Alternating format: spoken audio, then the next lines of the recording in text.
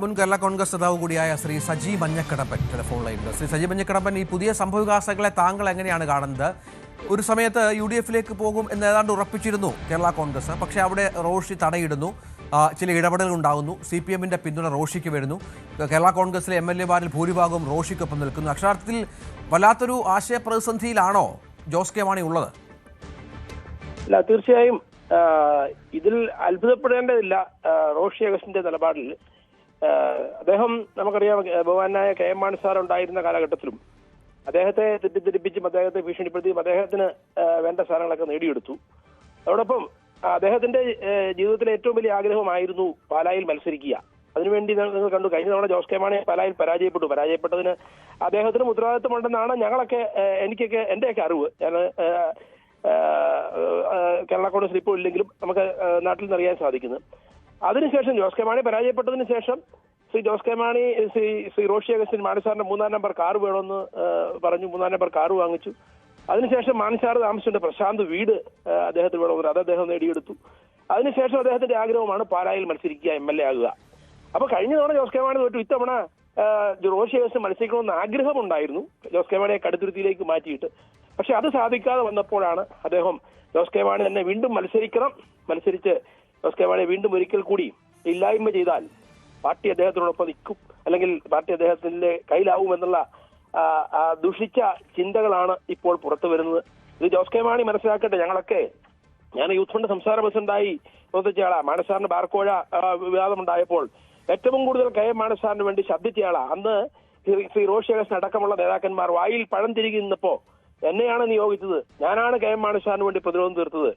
എന്നെ പോലും ഈ പാർട്ടിയിൽ നിന്നും ഇല്ലാതാക്കാൻ, അല്ലെങ്കിൽ പണ്ട് നിങ്ങളൊക്കെ ഓർക്കുന്നുണ്ടാവും, പൂഞ്ഞാർ സീറ്റിലേക്ക് ബഹുമാനായ മാണി സാർ എന്നെ മത്സരിക്കാൻ സ്ഥാനാർത്ഥിയായി നിശ്ചയിച്ചതിന് ശേഷം ശ്രീ റോഷി അഗസ്റ്റിൻ ഉൾപ്പെടെ ഞങ്ങളുടെ നാട്ടിലെ ചില നേതാക്കന്മാർ, ശ്രീ KJ ഫിലിപ്പ് കുഴികുളം ഉൾപ്പെടെയുള്ള ആളുകൾ മാണി സാറിനെ അവസാനം ഭീഷണിപ്പെടുത്തി തെറ്റിദ്ധരിപ്പിച്ചു.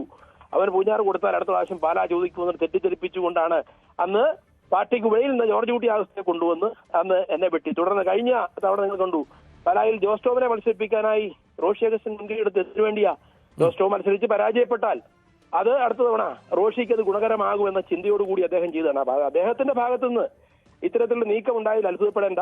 പിന്നെ മറ്റൊരു കാര്യം കൂടി പറഞ്ഞാൽ, ഇപ്പോ കഴിഞ്ഞ 5 വർഷമായി അദ്ദേഹം മന്ത്രിയായിരിക്കുന്ന കാലഘട്ടത്തിൽ അദ്ദേഹം നടത്തിയിട്ടുള്ള വികസന പ്രവർത്തനങ്ങളുടെ പശ്ചാത്തലത്തിൽ ചില നേട്ടങ്ങൾ അദ്ദേഹത്തിന് ലഭിച്ചു എന്നുള്ളതിന്റെ ഒരു തെളിവാണ് ജോസ് കെ മാണിയെ അല്ലെങ്കിൽ UDF-ലേക്ക് കടക്കാൻ അല്ലെങ്കിൽ തടയിടാനുള്ള കാരണം. എനിക്ക് തോന്നുന്നു P. ശശി റോഷി അഗസ്റ്റിനെ നേരിട്ട് കാണുകയോ അദ്ദേഹത്തിന് വീട്ടിലെത്തുകയോ എന്തോ ചെയ്തിട്ടുണ്ട്. അവർക്കൊക്കെ കൃത്യമായ കാര്യങ്ങൾ അറിയാം.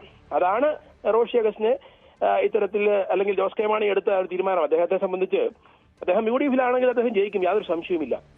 അദ്ദേഹം, നിങ്ങൾ ഓർക്കണം, ബഹുമാനായ മാണി സാർ അദ്ദേഹം KSU-യുടെ സംസ്ഥാന പ്രസിഡന്റായിരുന്ന റോഷി അഗസ്റ്റിന് പേരാമ്പ്ര സീറ്റ് കൊടുത്തു. രണ്ടാമത് പേരാമ്പ്ര ഞങ്ങളൊക്കെ അന്ന് ശക്തമായി നിൽക്കുക. ഞാനൊക്കെ പാലായിൽ ബഹുമാനായ മാണി സാറിനോടൊപ്പം നിൽക്കുന്നു. പക്ഷേ റോഷി അഗസ്റ്റിനായിരുന്നു ഞങ്ങളുടെയൊക്കെ നേതാവായിട്ട് ഞങ്ങൾ അദ്ദേഹത്തിന് വേണ്ടി. ഒരുപക്ഷെ മാണി സാറിനെ വീണ്ടും ജയിക്കുന്ന സീറ്റ് വേണം, ഇടുക്കി സീറ്റ് വേണമെന്ന് പറഞ്ഞാൽ ഏറ്റവും കൂടുതൽ ഭീഷണിപ്പെടുത്താൻ മുന്നിൽ നിന്നൊരാളാണ് ഞാൻ.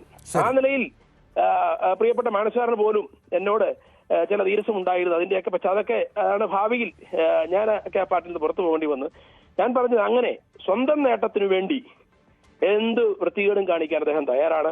ഇവിടെ ഇപ്പൊ പറഞ്ഞു, ഞാൻ 25 വർഷക്കാലം ഇടുക്കിയുടെ MLA-യും 5 വർഷക്കാലം മന്ത്രിയുമായ ശ്രീ റോഷി അഗസ്റ്റിൻ എന്താണ് മാന്യത ഉണ്ടെങ്കിൽ ചെയ്യുന്നത്?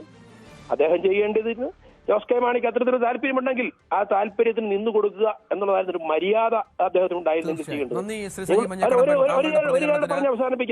ഒരു കാര്യം പറഞ്ഞ് അവസാനിപ്പിക്കാം. ഈ പാർട്ടിയിലെ മറ്റു നേതാക്കളെയൊക്കെ നിഷ്പ്രഭമാക്കുക എന്നുള്ളത് അദ്ദേഹത്തിന് ലക്ഷ്യം. KM മാണി സാർ മരിച്ച സമയം നിങ്ങൾ ഓർക്കുന്നുണ്ടാവും.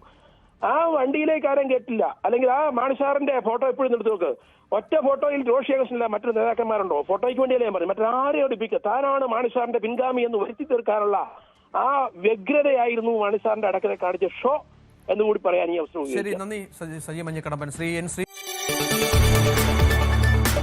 കൂടുതൽ വാർത്തകൾക്ക് News 18 Keralam YouTube channel subscribe ചെയ്യുക.